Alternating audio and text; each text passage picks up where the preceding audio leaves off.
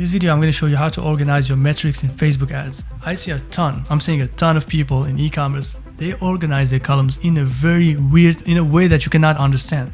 Okay, I see them, for example, they put the sales in the left, they put stuff like that, and I don't know, like how they organize this, because if you don't organize well your columns in Facebook ads, you're going to have a hard time to analyze your data, your metrics. So in this video, I'm going to show you how to organize well your Facebook ads metrics, and in a very logical way. Okay, so here the first thing you gotta put is delivery. Okay, it's a column that is called delivery. If you don't know how to organize your columns, you just go here in columns, and then here you organize them, customize columns, and then you put the columns you want. Very easy to use. But I'm going to show you the appearance, like which column should come first and second and third. So this is what I'm going to show you in this video. Okay, not how to organize, not exactly the setup, but the end result, how it should be, how it should look like. Okay, so here you have delivery. First of all, you got to know if the campaign is active or not. This is the first thing you want to hear, you want to see. Okay, and then after that you're going to put the budget, because the first thing we do is we set up a budget, before we spend. Some people, they're going to put impression in here.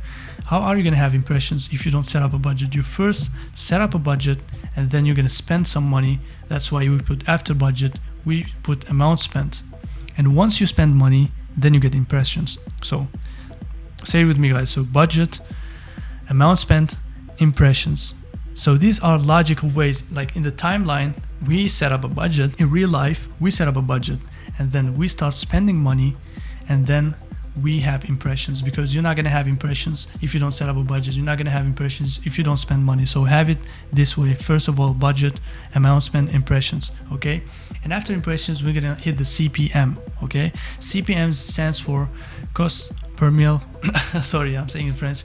Cost per 1,000 impressions. Okay, CPM. So here, cost per 1,000 impressions. So we're gonna see the impressions, and we want to see the cost per 1,000 impressions. So this has nothing to do with the time. We can just put it next to it to see how much cost we have for impressions. It's very important to know if our ad costs are expensive or not. And then after impressions, we have the video views. So we get impressions. We gotta show our ads to people before they watch them. So impressions, like it's showing, Facebook showing your ads to people, then you're gonna have people watching your videos. Some of them watch 50%, some of them 75%, some of them 95%. Okay, so this is in the logic, a very simple way, so that you can understand how to organize your columns. And it's gonna be very easy to analyze. So the first funnel, it's like a funnel. So impressions, CPMs. So your ads are shown to people, then they watch them. So some of them are going to watch 50%, some 70%, some 95%. And then they're going to click. Nobody's going to click on a link before watching the video. You got to watch the video, then click on it. So that's why we put the videos, video plays, and then we put after it the link clicks. Okay, it's going to be very easy to analyze, because the timeline is very clear. And then after the link clicks, we can put the CTR to see the rate, and the CPC, the cost per click.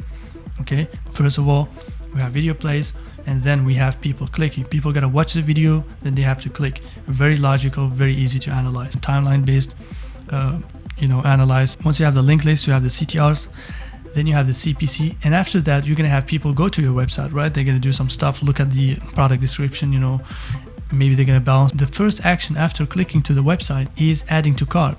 They're not gonna buy it before adding to cart. You're not gonna have a ROAS before people add to cart. So that's why we put add to cart just after the link click, and then we have initiate checkout. People add to cart, then they initiate checkout, then they put their payment info. They're not gonna put their payment info before adding the product to the cart. So add to cart, initiate checkout, add payment info, and then comes the purchase.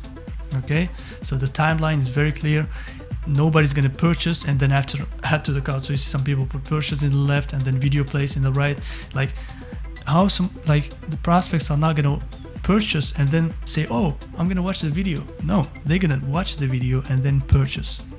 Okay, that's why we put it in this timeline. Very easy, very logical. And after they purchase, we can have set up the cost per purchase, cost per conversion value, and the ROAS, which is the end result. So this is just an example of one of my students' ad accounts that we were scanning a product. So for example, here we spent $20,000. We get 3 million impressions, CPM 6, very good, pretty good, I'm gonna say. So we have people play here, we have CTRs here, we have stuff like that. We have like 202 add to carts. We have 40,000.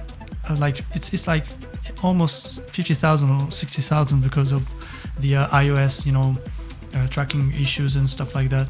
So it's 50,000. So we spend 20,000 and we get like 60,000 in Facebook ads. So this is very, very easy to use. Because why it's important to organize your column in a timeline? Because when we start testing our product, we're not going to look at the purchase. We're going to look at the first things. First of all, we're going to look at the impressions, if our ads are spending. Okay, this is the first step. And then we're going to look at our CPMs, if our ads are expensive or not. And then we're going to see if people are clicking on our videos. Even if you don't have sales, we're going to see at least if our people are watching the video. And then we're going to see at least if our people are if our prospects are clicking. And then, because we're not spending a lot of money, so we don't, in the first days of testing, we're not going to be watching the sales. We're not going to be watching the purchase. We're going to be watching the link clicks. So the first steps, the link clicks are okay. And then we go to the CPC, the add to cart. If people are not buying, are they at least adding to the cart? So this is the best way really to set up your campaigns. You don't have to think about it. It's all about logic. Very simple. And that's how you gotta organize your campaigns. Don't mess up everything. Always do a timeline-based column organizations. Very, very important to really be analyzing your metrics in a very, very easy way, and not have a lot of stuff that you don't know where to start from, and not have a lot of metrics and not knowing where to start and where to end up. So really easy, really simple, just logic based. So if you have any problem, guys, just book a consultation call with me and I'm gonna help you out. Even if it's not related to this video. So just you have any problem, anything, book a consultation call with me. I'm gonna help you out in e-commerce, Facebook ads, wherever you want.